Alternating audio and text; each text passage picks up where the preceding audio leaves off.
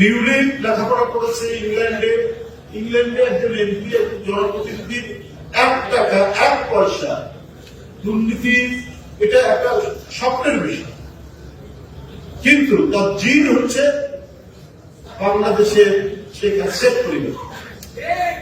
ওখানে লেখাপড়া করে এমপি হওয়ার পরেও তার জেনেটিক্যাল যে লাইন, এই লাইন সে ক্রস করতে পারেনি বলে এই অভিযোগগুলো তার উপরে বেরিয়ে আসছে।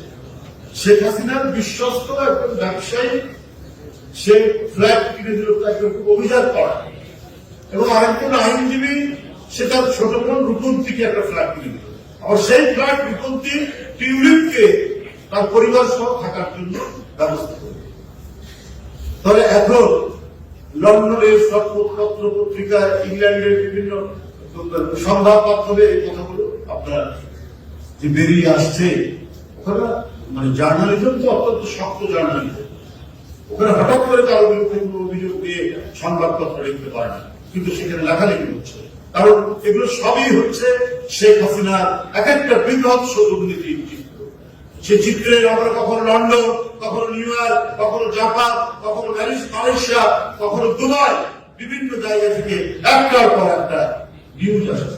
তাই আজকে শেখ হাসিনা কি স্ট্যাটাসে ভারতে আছে এটা কিন্তু বলতে পারছেন। বাংলাদেশে তার 2টি পাসপোর্ট, সেই 2টি পাসপোর্ট, একটা কূটনৈতিক পাসপোর্ট, একটা জেনারেল পাসপোর্ট, দুটাই বাতিল করেছে। তারপরে কি স্ট্যাটাস আছে? হাসিনার যে মহা দুর্নীতি, একেবারে গ্যালাক্সি সমান দুর্নীতি, এটা ছাড়া আর কোনো বক্তব্যই খুঁজে পায়। এবং দুর্নীতির যে বিভিন্ন ডাইমেনশন, দুর্নীতির যে বিভিন্ন মডেল, কোন মডেলটা ধরে কথা বলবে? তার ভাগনা, ভাগ্নি, ছেলে, মেয়ে, কোনটা ধরে কথা বলবে?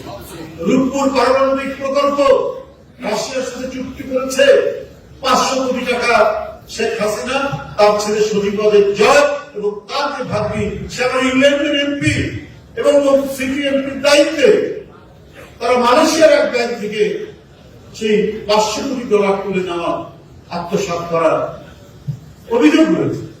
এবং সুস্পষ্ট গণমাধ্যমগুলো করে দেখুন তারা কোন জায়গা থেকে